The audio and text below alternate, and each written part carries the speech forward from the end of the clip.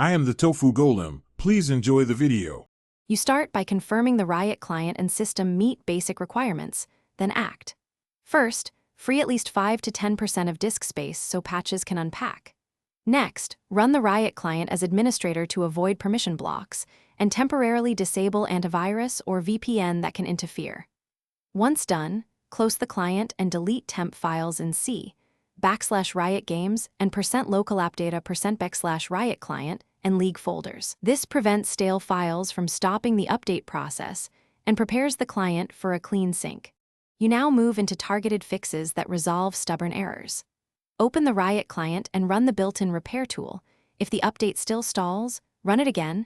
It rebuilds corrupted manifests. Next, reset your network by flushing DNS and running ipconfig/release then /renew, and restart your router to clear routing errors. Also reinstall Riot Vanguard or update your network and storage drivers, because driver mismatches can corrupt downloads. Together, these steps fix file integrity and connectivity problems that block updates. You finish by restoring a clean client and verifying system health.